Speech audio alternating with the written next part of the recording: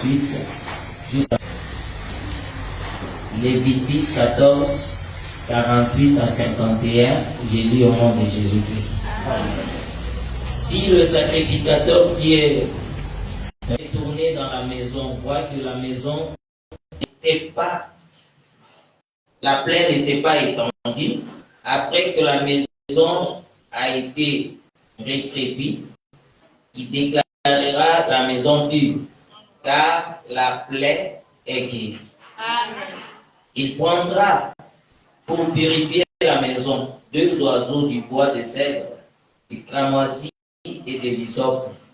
Il égorgera l'un des oiseaux sur un vase de terre, sur de l'eau vive. Il prendra le bois de cèdre, l'hysope, le cramoisi et l'oiseau vivant. Il les trempera dans le sang de l'oiseau égorgé et dans l'eau vive. Et il en fera 7 fois l'aspersion sur la maison. Il purifiera la maison avec le sang de l'eau de l'oiseau, avec de l'eau vive, avec l'oiseau vivant, avec le bois de cèdre, l'hysope et le cramoisi. Que Dieu ajoute la bénédiction à la lecture de sa parole. Prenez place. Je vous salue au nom précieux et glorieux de notre Seigneur Jésus-Christ. Nous sommes dans la joie de nous retrouver ce soir, tout en sachant que la rencontre des saints, c'est une bénédiction de la part de Dieu. Quand les saints se réunissent, le Seigneur envoie la bénédiction. Alors nous continuons à parler de notre grand thème, les 7 paroles de Jésus, mais nous étions d'abord en train de parler du langage des signes, pour ainsi dire que dans la Bible, quand on parle du langage des signes, on voit la manière dont le Seigneur s'est adressé à son peuple depuis la chute d'Adam. Et le langage qu'il a utilisé était appelé le langage des signes, en d'autres termes, l'ombre des choses à venir. En réalité, quand nous lisons Hébreux chapitre 10 au premier verset, il est écrit « L'ombre n'est pas l'exacte représentation des choses ». Parce que on ne peut pas tuer un homme en tuant ou soit en battant son homme. Tu te présentes, tu dis non, j'ai la dent pour le tuer, et l'ombre apparaît.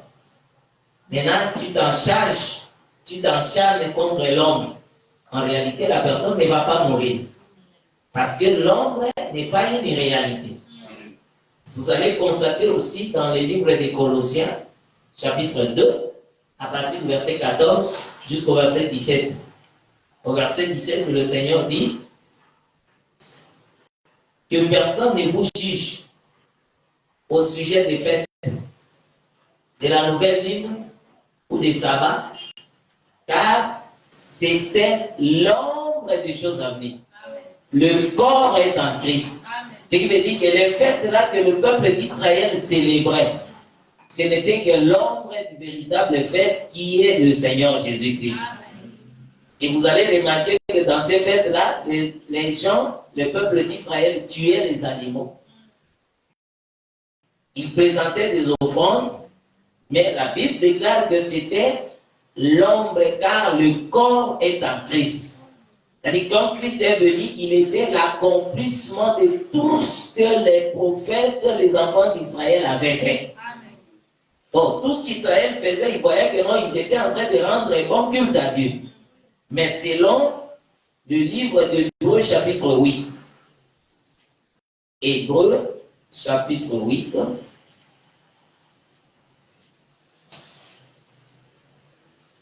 le verset 5. Hébreux 8, 5, je lis au nom de Jésus-Christ. Lequel célèbre un culte, image et ombre des choses célestes, selon que Moïse en fit divinement averti, lorsqu'il allait construire le tabernacle.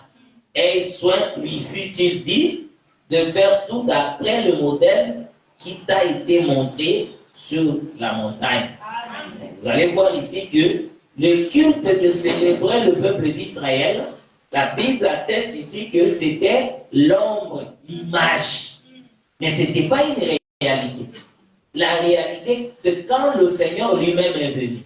Et quand le Seigneur est venu, lorsqu'il marchait dans les rues de Jérusalem, lui aussi, comme il était né dans Moïse, il était aussi l'homme.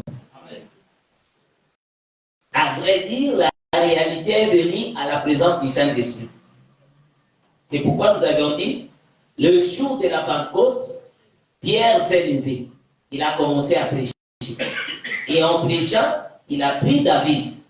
Vous allez voir nulle part dans l'ancienne alliance où on a appelé David prophète.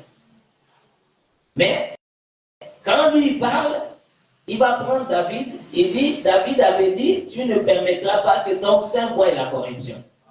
Et il explique maintenant par le Saint-Esprit, dit, comme il était prophète, il ne parlait pas de lui-même parce que nous connaissons que notre père David est mort et son sépulcre existe encore jusqu'à aujourd'hui. Mais comme il était prophète, c'est de la résurrection de Christ qu'il parle. Donc ça veut dire que tous les prophètes ne parlaient que de Jésus. Et comme il parlait de Jésus, mais c'était dans un langage codé. Un langage que les gens ne pouvaient pas comprendre. Comment pouvez-vous comprendre? Ésaïe se lève, il dit l'Esprit du Seigneur est sur moi. Car il m'a envoyé. Quand tu écoutes cette prédication,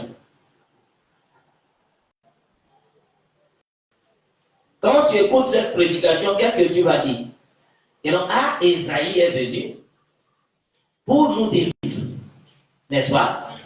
Or, en réalité, Ésaïe n'était qu'un prophète. Tout ce qu'il disait, c'était ainsi parle l'Éternel. C'est pourquoi si vous vérifiez bien dans la Bible, selon le frère Pierre, lisons le frère Pierre dans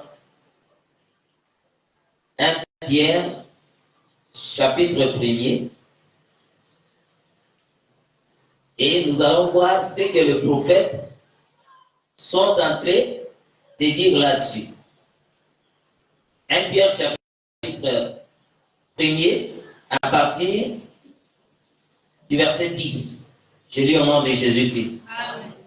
Les prophètes qui ont prophétisé touchant la grâce qui nous était réservée ont fait de ce salut l'objet de leur recherche et de leur investigation, voulant sonder l'époque et les circonstances marquées par l'Esprit de Christ qui était en eux et qui attestait d'avance les souffrances de Christ et la gloire dont elles seraient suivies.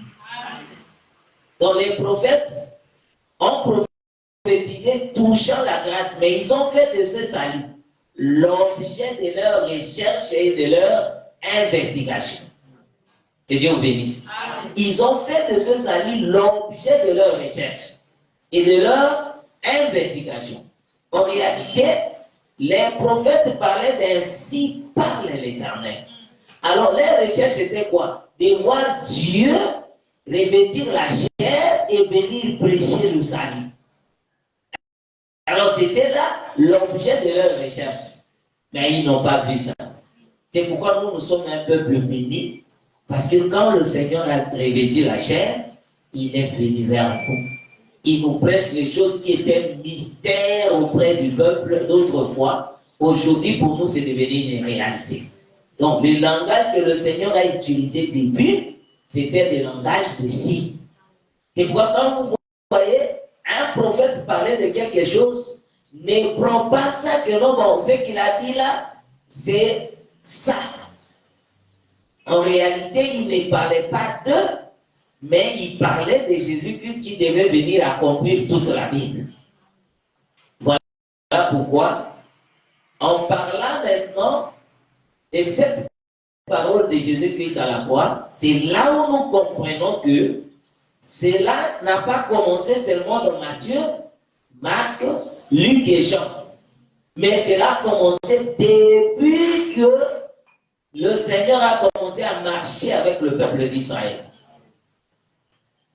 C'est là où, le dimanche, nous avions montré la loi de la purification de la lèpre. Parce que le Seigneur parle de plusieurs manières et à plusieurs reprises. Il a dit dans Lévitique chapitre 13, lorsque quelqu'un sera atteint de la lèpre, le sacrificateur l'examinera. Et lorsqu'il va constater que non, la personne a réellement la lèpre, il va la mettre hors du camp. Mais vous allez remarquer que avant que le sacrificateur ne vienne constater la lèpre, la Bible déclare que la personne elle-même doit d'abord crier impur, impur. Ce n'est pas une autre personne qui va crier à sa place. C'est elle-même qui doit crier impur, impur. Ça veut dire quoi? Ça veut dire que le fait déjà de constater la lèpre dans son corps, ça signifie que non, il reconnaît. Il reconnaît que non, en tout cas, je suis lépreux. Mais quand la personne ne reconnaît pas, ça devient dangereux. Et nous avions expliqué en disant, la lèpre, aujourd'hui, c'est le péché. Quand quelqu'un commet une faute, commet un péché, ce n'est pas à quelqu'un d'autre de venir lui dire que non, tu as péché. Parce que le fait d'avoir le Saint-Esprit, selon Jean chapitre 16, suivez bien la lecture dans Jean chapitre 16 à partir du verset 7 jusqu'au verset 9. Jean chapitre 16, verset 7 à 9, je lis au nom de Jésus-Christ. Cependant, je vous dis la vérité. Il vous est avantagé que je m'en aille. Car si je ne m'en vais pas, le consolateur ne viendra pas vers vous. Mais si je m'en vais, je vous l'enverrai. Et quand il sera venu, il convaincra le monde en ce qui concerne le péché, la justice et le jugement. Donc, quand le Saint-Esprit viendra, sa mission principale sera de convaincre le monde en ce qui concerne le péché, la justice et le jugement. C'est ça le rôle ou le travail du Saint-Esprit. Maintenant, le Seigneur commence à expliquer. En ce qui concerne le péché, parce qu'il ne croit pas en moi. C'est-à-dire que quand quelqu'un ne croit pas en Jésus, il est dans le péché. Et celui qui va le convaincre, c'est le Saint-Esprit. Est-ce que vous comprenez ça? Alors, qu'est-ce que nous voulons dire par là? La présence du Saint-Esprit est là pour convaincre l'homme en ce qui concerne le péché, la justice et le jugement. C'est pourquoi il ne faut pas chaque fois croire que quand quelqu'un pêche habituellement, il a le Saint-Esprit. Non. L'habitude, quand ça intervient, c'est-à-dire le Saint-Esprit n'est pas là. Mais si le Saint-Esprit est là, il va te convaincre que ce que tu fais là, c'est un péché. Mais si ton Saint-Esprit ne te convainc pas, ça veut dire que tu n'as pas le vrai Saint-Esprit. Et nous avions dit, nous le disons aussi, que le péché, c'est la transgression de la loi. Donc il faut que la personne connaisse d'abord la loi. Une fois que tu connais la loi, lorsque tu enfreins cette loi, ça veut dire que tu as péché. Péché ne veut pas dire que non, aller voler. Ce n'est pas d'abord ça. Voler, c'est l'enfant du péché. Ou la conséquence, l'effet du péché, c'est voler. C'est insulter. C'est faire toutes choses qui sont contraires à la vérité. Mais quand on dit le péché, c'est la transgression de la loi. Quand quelqu'un transgresse la loi, c'est qu'il pêche. Et que dit la loi? Tu n'auras pas un autre Dieu devant ma face. Tu ne te posterneras pas devant d'autres dieux. Honore ton père et ta mère. C'est ça la loi. Maintenant, quand tu ne respectes pas tout ce que la loi dit, tu es dans le péché. Amen. C'est-à-dire que tous ceux qui n'ont pas la loi ne pêchent pas. Mais qui pêche, c'est celui qui a la loi. Maintenant, quand tu as la loi et que tu enfreins cette loi, ta conscience va te dire que ce que j'ai fait là, c'est le péché. Bien aimé, tu n'as pas besoin de quelqu'un derrière toi pour te dire que tu as péché. Mais ta conscience va te reprocher. Parce que le fait d'avoir Dieu, c'est une habitude qui doit être ancrée dans nos mémoires. C'est pourquoi vous allez remarquer que l'apôtre Paul dit quelque chose. Il va dire, nous étions autrefois les esclaves du péché. Mais lorsque le Seigneur est venu, nous a affranchis de la loi du péché, nous sommes devenus les esclaves de la justice. Amen. C'est lui qui dit que, c'est lui qui atteste en nous que nous sommes devenus les esclaves de la justice, c'est le Saint-Esprit. Et vous allez voir ça. Chacun de nous vit ça. Mais, deux fois, nous ne voulons pas prêter attention à cela. Tu veux faire quelque chose que tu n'as pas l'habitude de faire.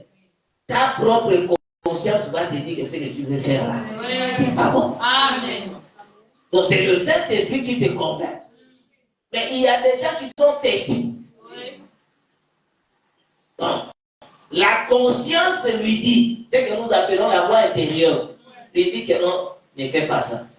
Il dit, oh, laisse-moi des choses comme ça, je ne fais pas ça, alors je vais vivre encore moi. Donc quelqu'un manifeste la têtudesse parce qu'il trouve que non, il y a un avantage là-dessus. Cet avantage va t'amener en enfer. Tu mourras si tu obéis à cette voie-là. Car la chair a des désirs contraires à ceux de l'esprit. Et les deux sont opposés. Amen. Marchez selon l'esprit et vous n'accomplirez pas les désirs de la chair. Amen. Il y a d'autres personnes qui ne peuvent pas voler. Dis-moi, voler, non, ça c'est trop fort. Moi, insulter, non. Mais pour mentir, je trouve que non, ça c'est normal. Et lorsque tu mens là, il y a quelque chose qui te dit en toi que ce que tu as dit là, ce n'est pas la vérité. Oui. Mais tu vas voir la personne en elle-même, elle dit non. Alors, ça fait quoi? Mais tu ne vois pas que quand je dis ça, la personne était contente.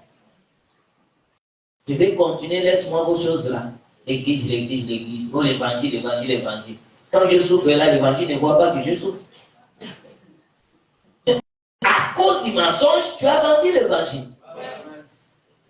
Tu es devenu l'esclave du mensonge. À chaque fois que tu ne mens pas, tu es mal à l'aise. Personne ne connaît que tu es mort. Mais le Saint-Esprit connaît. Parce qu'il te convainc chaque fois que ce que tu fais là, c'est pas bien. Pourquoi nous disons toutes ces choses? Pour vous amener à comprendre que celui qui est atteint de la lèpre, lui-même doit crier un peu. Reconnaître sa faute. Reconnaître ses bavures. Parce que si tu ne le reconnais pas, c'est qu'en réalité, Dieu aussi ne va pas te pardonner. Dieu pardonne celui qui reconnaît. Et celui qui prend une décision, on ne prend pas une décision si on ne reconnaît pas ses fautes. Il faut reconnaître d'abord. Et quand on reconnaît ses fautes, en réalité, on ne cherche pas à se défendre. Bien aimé, reconnaître ses fautes veut dire s'humilier. Remarquez le Seigneur Jésus-Christ. En réalité, il n'avait rien fait. Mais comme il avait porté le corps d'Adam, c'est-à-dire il a porté ton corps. C'est ton corps qui avait péché. Maintenant, le Seigneur, pour manifester cette nature, que quand le corps pêche, c'est ce corps-là qui doit s'humilier. On l'a amené à la justice, le Seigneur n'a rien dit. Parce qu'il savait que non, ce corps-là que je porte, c'est la malédiction du peuple que je suis en train de porter, alors je ne peux pas me défendre. Mais toi, tu te défends. Oh non, si j'avais fait cela, excuse-moi, bon, j'ai reconnu que j'ai fait du mal, mais si je l'avais fait, c'était à cause de ça. C'est-à-dire que tu n'as pas reconnu. Quand on reconnaît, on ne se justifie pas. Amen. Et après avoir reconnu ses fautes, on demande la miséricorde et on prend une décision de ne plus revenir. L'homme doit crier impur. Impur, c'est ce qui va maintenant amener le sacrificateur à venir examiner la plaie. C'est très important, mes bien-aimés. Le Seigneur Jésus va dire dans Matthieu chapitre 18, il dit, si ton frère a péché, va vers lui. Là aussi, c'est une autre dimension de voir les choses. Ton frère a péché, parce qu'il y a certaines personnes, quand ils pêchent, ils se sentent culpabilisés. Elle n'a plus la capacité de venir communier avec les autres. Maintenant, si tu as remarqué que ton frère a péché, va vers lui. Parle avec lui. S'il t'écoute, tu lui as gagné. En réalité, cette façon de parler veut dire que la personne n'a pas laissé le péché. Il continue. Maintenant, toi, tu as remarqué qu'il continue à faire le péché. Va vers lui. Parle. Et s'il t'écoute, tu le ramènes. Tu as sauvé l'âme de ton frère. S'il ne veut pas t'écouter, l'Écriture dit, cherche quelqu'un d'autre. Tout ça là, c'est dans la lettre. Hein? Cherche quelqu'un d'autre. La personne que tu vas chercher, ce n'est pas celui qui t'est proche. Très important. Parce qu'il y a des gens qui disent non, en tout cas, j'ai trouvé mon frère Arnaud en train de commettre un péché. Je suis allé le voir, mais il ne m'a pas écouté. Bon, toi, accompagne-moi. C'est pas ça que la Bible a déclaré. C'est lui que tu vas prendre pour la deuxième, comme la deuxième personne, ça doit être un prédicateur. Amen. Parce que l'Écriture dit, s'il ne veut pas vous écouter, dis la chose à l'Église.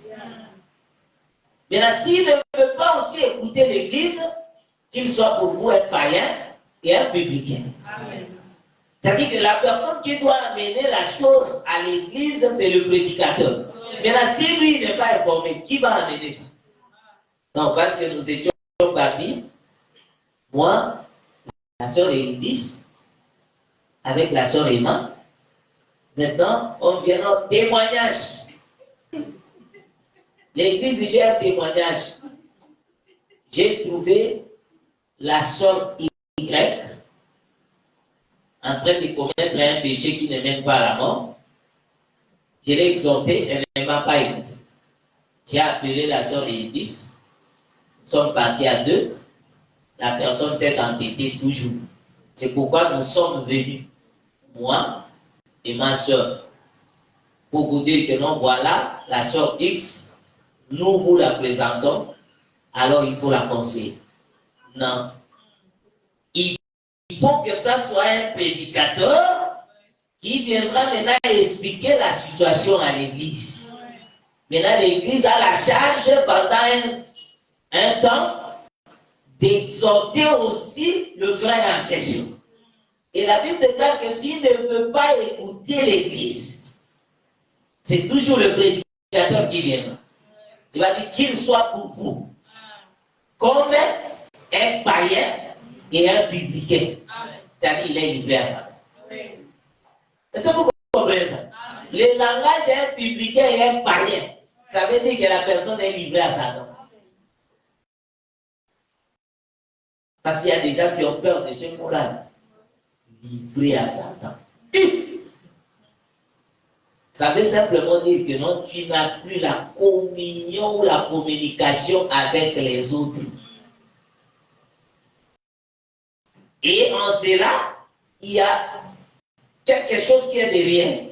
Quand le Seigneur dit qu'il soit pour vous comme un païen publicain, ça veut dire que quand tu le trouves en train de faire ces choses, que ça ne te dérange pas parce que c'est un païen.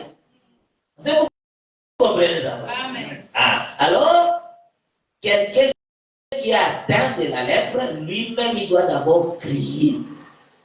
Et le sacrificateur viendra après. Je vais encore épingler une chose que vous devez comprendre. Au temps d'Israël, tout celui qui était atteint de la lèpre, on le mettait dehors. Il ne vivait pas dans le camp avec les autres. Il devait être hors du camp. Mais vous allez remarquer quand le Seigneur Jésus-Christ est venu au jour de sa chair, les lépreux n'avaient pas un endroit. Ils étaient au milieu du peuple.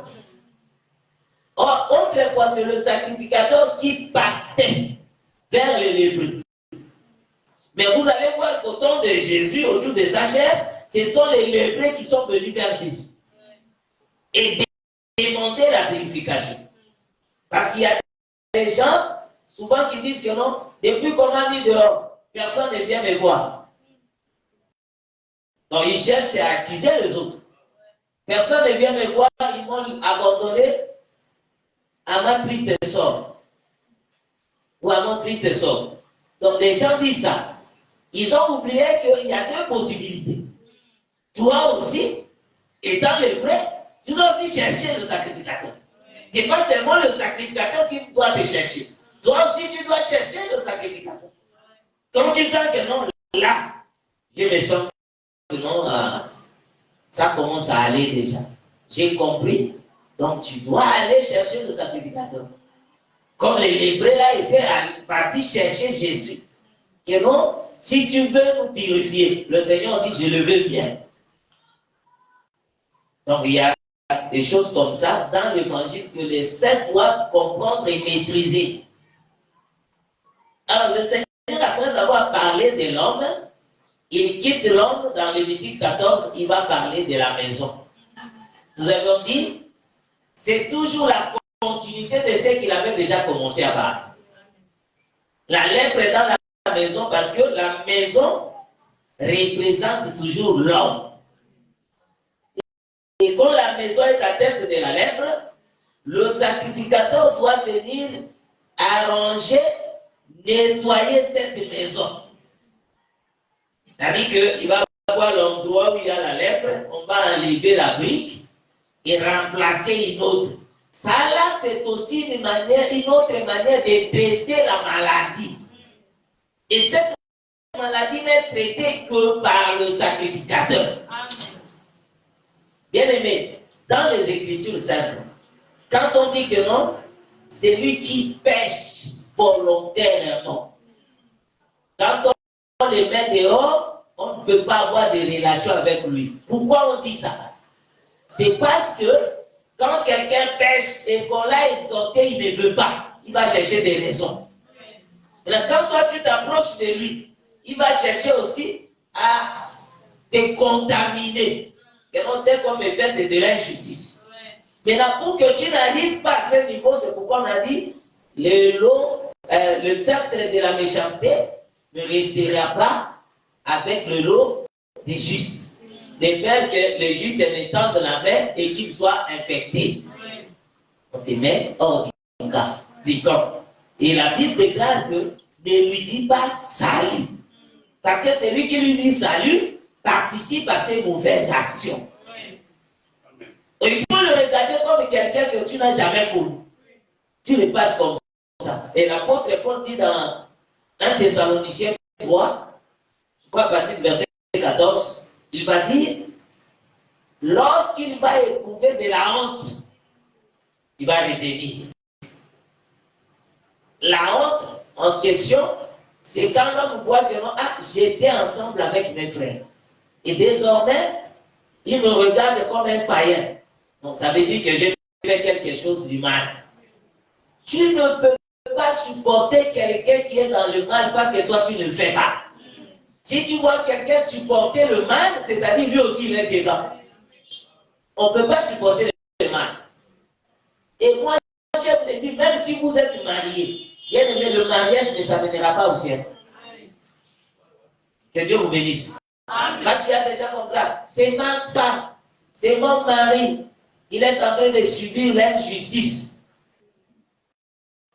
Et maintenant, toi, tu veux faire quoi? venir ici dire aux gens que non, bon, désormais, comme vous ne voulez pas mon mari, vous ne voulez pas de mon mari, moi désormais je prends sa place. Ou si vous, comme vous ne voulez pas de ma femme, je prends sa place. Non. Quand quelqu'un est dans le mal, il faut condamner le mal. Même à la maison, il faut condamner le mal. Et il dit, je suis ta femme, je suis ton mari, mais ce que tu as fait là mérite une sanction. Et moi, je m'arrange du côté de la vérité, jusqu'à ce que toi, tu reviennes dans la vérité. C'est très important. Alors, vous allez remarquer que le Seigneur a parlé de l'homme, après l'homme, il va parler de la maison. La maison a tête d'une lettre. Le sacrificateur vient, il soigne la maison, il enlève la brique, il remplace, il rétrécit la maison.